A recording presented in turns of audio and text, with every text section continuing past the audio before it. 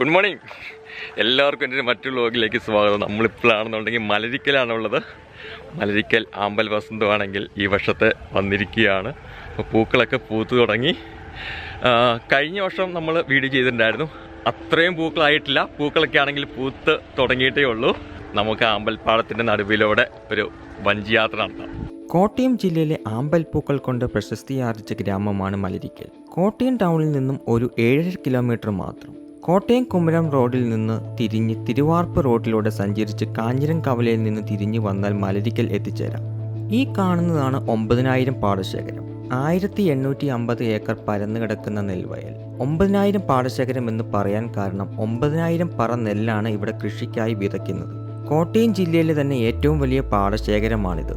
ഇന്നത്തെ നമ്മുടെ യാത്രയിൽ അച്ഛനും അമ്മയും ആണ് കൂടെയുള്ളത്.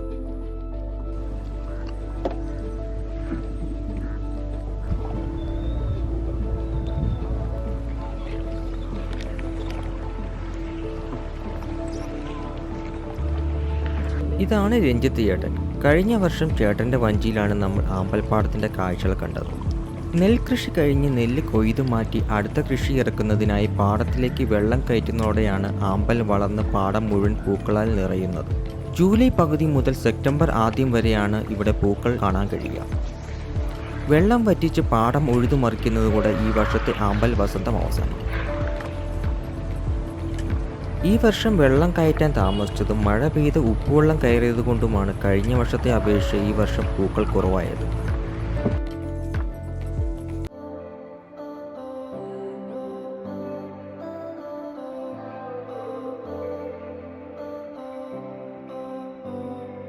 രാവിലെ ഒരു ചെറുവഞ്ചിയിൽ ഇളം വെയിലൊക്കെ അടിച്ച് കണ്ണെത്താ ദൂരം വരെ വിരിഞ്ഞു നിൽക്കുന്ന ആമ്പൽ പൂക്കളുടെ ഇടയിലൂടെ ഒരു യാത്ര. ആമ്പൽ പൂക്കളും അതിൻ്റെ ഇലകളും ഒക്കെ വകഞ്ഞു മാറ്റി പോകുന്ന വഞ്ചിയിൽ ഇരിക്കാൻ തന്നെ ഒരു പ്രത്യേക ഫീലാണ് കേട്ടോ.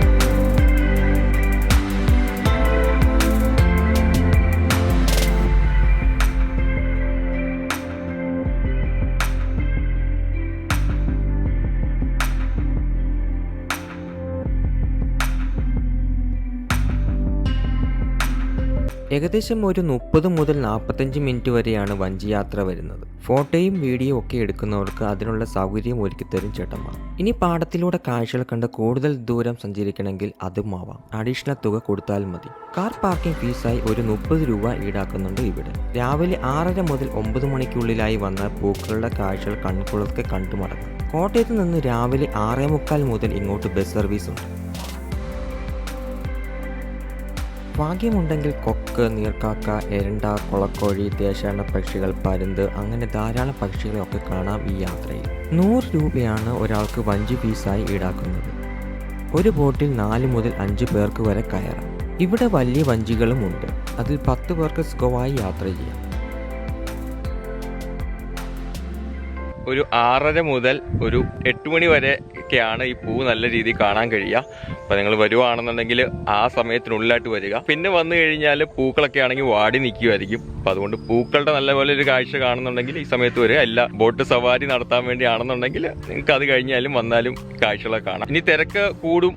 അപ്പോൾ നിങ്ങൾക്ക് നേരത്തെ ബോട്ട് വഞ്ചി ബുക്ക് ചെയ്യണമെന്നുണ്ടെങ്കിൽ ചേട്ടനെ വിളിച്ചു പറയുവാണെന്നുണ്ടെങ്കിൽ നിങ്ങൾ വന്നു കഴിഞ്ഞ് വെയിറ്റ് ചെയ്യേണ്ട കാര്യമൊന്നുമില്ല. ചേട്ടൻ ഇവിടെ റെഡി ആയിട്ട് നിൽക്കുന്നുണ്ടാവും. അപ്പോൾ ചേട്ടൻ്റെ നമ്പർ ഡിസ്ക്രിപ്ഷനിൽ കൊടുക്കാം, വീഡിയോയിലും കൊടുക്കാം. അപ്പം എന്തെങ്കിലും ഇൻഫർമേഷൻ വേണമെങ്കിൽ ചേട്ടനെ കോൺടാക്ട് ചെയ്യാം, പൂക്കളുണ്ടോ എന്നുള്ള കാര്യങ്ങൾ അറിയണമെങ്കിലും. അപ്പോൾ ശരി.